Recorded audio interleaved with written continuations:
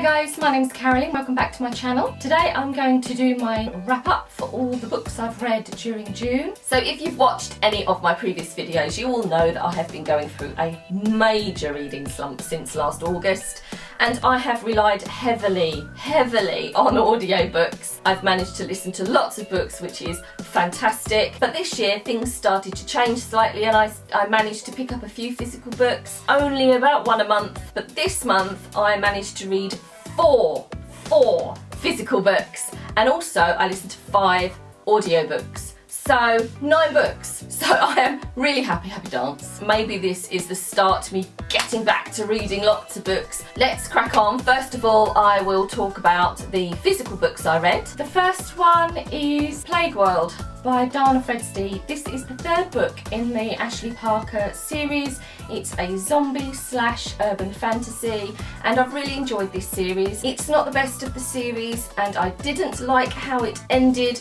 Bad, Dana. I really didn't. It was heartbreaking and I didn't like it. I also felt as though this was very heavy on Ashley trying to find Gabriel. Gabriel is one of the main characters, and yet we didn't really see him until about 30 pages from the end of the book, and I missed him.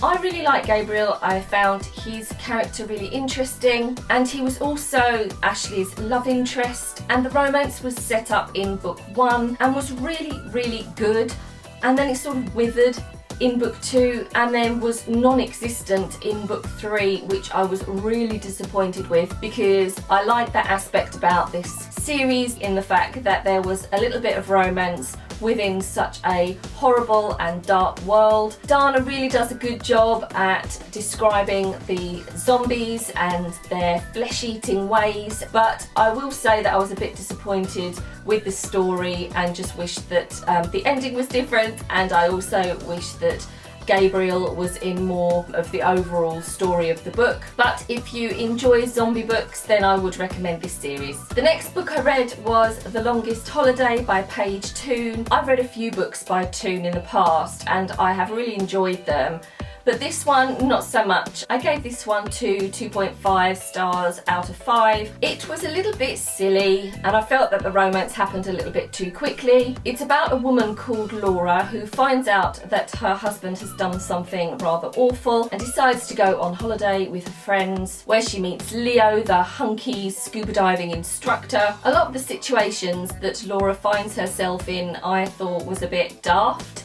and I thought, would you really act that way? Would you? Really? And the ending was a bit unnecessary and I didn't think needed to be part of the story. I just think it was a bit of overkill. It's a light read and one that you'd read on a hot summer's day by the pool or something. I liked it, but I didn't love it. It was okay, you know, that's why it's got the middle of the road rating. The next 2 books I read were the first 2 books of a series, and that was After by Anna Todd and After We Collided, book 2. These 2 books irritated the hell out of me, and I could have thrown this book against the wall. It was one of those stories, or really the characters, that just drove me bonkers. It's about Tessa and Hardin. Tessa is a good girl, and while at college she meets Hardin, the bad boy. I get that the author was going for a bad boy with his tattoos and his distant and cold sort of demeanour, but Hardin was a horrible guy. He had not one redeeming feature that I could really latch onto, and a lot of the books that I've read before that have sort of bad boys, the author manages to give them one redeeming quality that I can latch onto and like, even if I don't like the rest of their actions. And in the story they obviously can redeem themselves, and I know that I haven't read book 3 and 4, which, you know, that's where Hardin may have redeemed himself, but there was no growth in either of these books with Hardin's character. And what I found interesting was how disrespectful he was to women and to Tessa, especially with his past. He watched his mum go through something really horrific. He then saw her have to bring him up on her own when her husband and Hardin's dad left, when he was a drunk, and there was just so much going on in his life that I can understand why he would maybe be distant with people, not want to get close to people. But he was horrible to everybody, and even to his mum, who'd gone through so much. And I just thought, surely if you had any empathy or compassion in yourself, that you would respect women, because you've seen what they're capable of overcoming and how much she did for him as they grew up. But he didn't. He was horrible to her, and he was horrible to his friends. He was horrible to everybody. He was violent. He wanted to beat everybody up at the drop of a hat. He just wasn't a very nice person. And when you find out the sort of things that he did in his past to other women, and then what he did to Tessa, well, I don't know. I just thought, how can Tessa keep taking him back? I understand that she might fancy the pants off him and that she might feel lustful towards him, but I couldn't understand what on earth made her fall in love with this guy. Maybe Anna Todd could have shown a good side to Hardin by his actions towards his mother or something, you know, like he was caring towards her, so that the reader and Tessa could see that there was something within his personality that showed a softer side to him, a caring side, a compassionate side. But the author didn't do that, and so I just ended up just really disliking Hardin's character. And also, both of these together, they were just so immature. And I get they're not like in their 30s and have lots of experience behind them, but still, they didn't learn from their mistakes. They just kept going around and around and around in circles, doing the same things to each other. And that to me is not character growth. And so I just couldn't face carrying on with the rest of the series. However, that is my point of view. There are lots of people that absolutely love the series. If you go onto Goodreads, you can see that it has really great ratings. So, you know, you have to try these things out for yourself to decide whether it's for you or not. And I do have a giveaway of all 4 books on my blog, so you could try it out for yourself. The giveaway ends on the 7th of July, so this month. So head on over to my blog, bookchickcity.com, and enter. I will leave a link below as well. It is UK only. Sorry to everybody else, but they are big books and there's 4 of them. So I just wanted to keep that one to UK, but I do have a few giveaways coming up that I will do internationally. So the next book I read was Grey by E.L. James. I did enjoy this book. I didn't love it. I gave it 3 stars, maybe 3.5. I don't think it was necessary for the story. I think the author did a great job in wrapping up Anna and Christian's romance and their story in the first 3 books. I do like these stories, and if James writes any more in the point of view of Christian Grey, then of course I will buy them and I will read them, because I do enjoy these characters. This series gets a lot of hate, but I am on the side of love. I enjoyed these books, and I enjoyed Christian Grey's character more than I did Anna's. He has a really interesting past, and if you read the first 3 books, you will see his own story arc, and it will show you why he is the way he is, and the ending and how he redeems himself and what happens to Anna and Christian. I just absolutely loved it. And even though the writing itself isn't the best writing in the world, I did feel that this was a lot better. The editing was a lot tighter. There was still some irritating repetitions, such as Grey's inner monologue.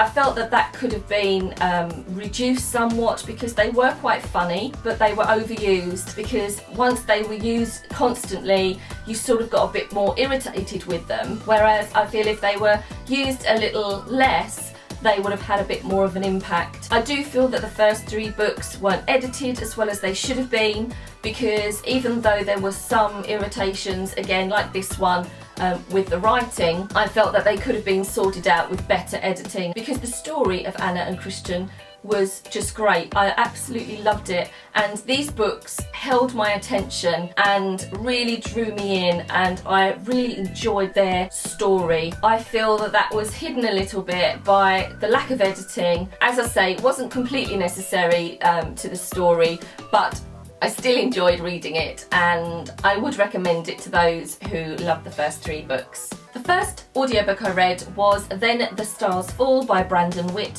which I went into thinking it was a gay romance, which is one of my favourite genres, but after reading it I think it fits more into gay fiction. The romance is there, but it's not the main focus of the novel, in my opinion. This story is about Travis, who is dealing with the death of his wife 4 years previously, and bringing up his children and how he's dealing with all of that.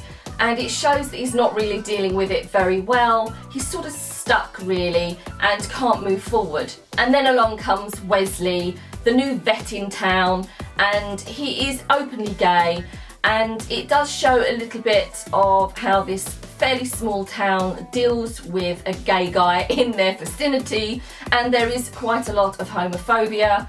This book uses the word faggot a lot. I hate that word, but it is part of society, so it was good that the book was showing that. But I must admit that the word was used quite a lot, and so it lost its efficacy in many ways. It became another word, and I feel that the author could have switched up the homophobic slurs just to give it more of an impact.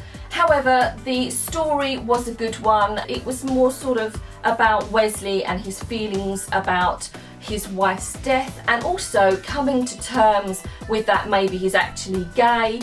It did dabble with bisexuality, but I think that as the story evolved, it really showed, to me anyway, that he was gay. He wasn't bisexual. He did love his wife, but he did have sexual encounters with guys before his wife and during their relationship. And I feel that if a guy has to do that, obviously he's not getting something from his relationship with that woman, with his girlfriend or with his wife. And if he has to seek out relationships or sexual encounters with guys outside of that relationship, then maybe he's gay rather than being bisexual. The relationship between Travis and Wesley is sweet. You do see it as it's evolving. I did want more though. I wanted more of the romance and less of the death of his wife, etc. I did still enjoy it. The narrator was excellent. I really enjoyed his portrayal of Wesley and Travis, and so I gave this 3 stars out of 5, and I would recommend it. The next audiobook I read was Better When He's Bold by Jay Crownover, and I didn't like this book. I couldn't connect with the narrators, and I felt as though the story just was lacking in all departments. It wasn't as good as the first book in the series. I felt that the heroine was weak, the hero was unlovable, the story was dull, and to top it off, I didn't like the narrators, so it was a bit of a fail for me. I gave this 2 stars. As well as the romance, there is a little bit of a mystery aspect to it as well. It's about a good girl, Bryson, and bad boy, Race. As well as the romance, there is a slight sort of mystery aspect to it as well. Bryson has a stalker, and they keep doing things and messing with her life. Race comes to the rescue and wants to protect her, and all his badass friends start protecting her, and that was the reason I felt this heroine was weak, because she did nothing for herself. And even in the last moments when she could have redeemed herself and showed that she had some backbone, she was actually saved by one of Race's friends' girlfriends. So not only were the guys protecting her, but also the other girls in the group, and this just made me look at the character as very weak. And I do like a bit of feistiness and a bit of oomph about my heroines, and that was probably one of the main reasons I didn't like this book. I then moved on to Mr. Mercedes by Stephen King. I've read a few Stephen King books in the past and I've really enjoyed them, but they have a supernatural aspect to them.